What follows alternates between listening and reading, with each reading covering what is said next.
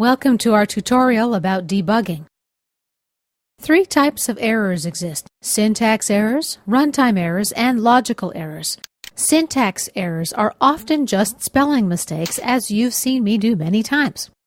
For example, I misspelled the keyword dim here. When I mouse over, I see the syntax error prompt.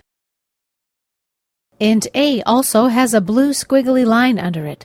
When I mouse over it, I see that it's not declared. If we leave the program as is at this point and try to compile it, Visual Studio won't be able to process. It'll give us a warning message. Let's click No. Now we see the error list window showing a description and location of our two errors. To fix syntax errors, basically you just need to correct your spelling for the most part. See how the blue line disappears and now the code looks fine. Now let's talk about runtime errors. These types of errors happen during runtime and they cause the program to stop unexpectedly. For example, here I've got variables A and B declared as integers, but here the default values are strings. If at this point I click the test button, I'll end up with a runtime error. Here's my error message: conversion from string A to type integer is not valid.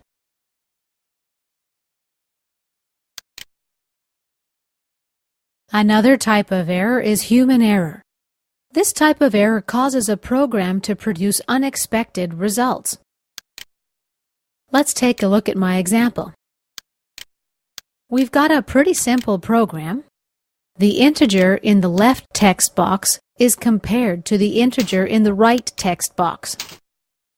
If this comparison tests true, we should receive a yes value.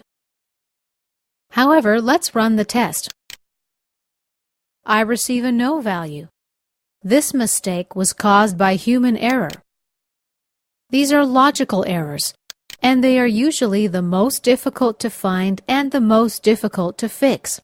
Can you see the location of the error in this block of code?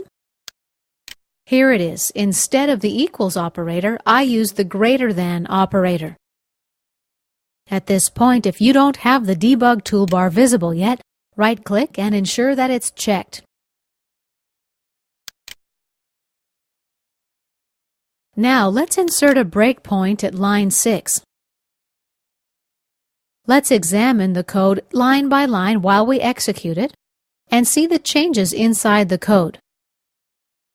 Click the Start Debugging button. We'll enter some values in our text boxes 2, 2, and test. Now when I mouse over integer A, we see that integer A stores a value of 0. Let's use the Step Into button to execute the next line of code. Now when I mouse over integer A, it stores a value of 2. Let's go to Debug, Windows, Auto. The Auto window shows the state of the variables and the properties currently used. For example, I can see that variable A stores a value of 2 and that variable B stores a value of 0. Let's step in again. Now we can see when we mouse over that integer A stores a value of 2 and integer B stores a value of 2.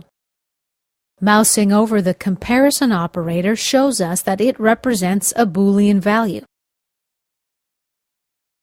What I can do, I can highlight this comparison test, and the mouse over pop-up shows me the error. The comparison test is returning a value of false. If we step in, we see that Visual Basic skips line 9 and goes to the else statement. As a result, the text box result displays no. Let's click on Step In again and again. In order to correct the mistake, we need to exit debug mode. Now I'm able to correct the mistake. Let's run our program again. We'll enter integers 2 and test. Step in 2. Now if I highlight the comparison test again, the comparison test returns a value of true. And this concludes our debugging tutorial.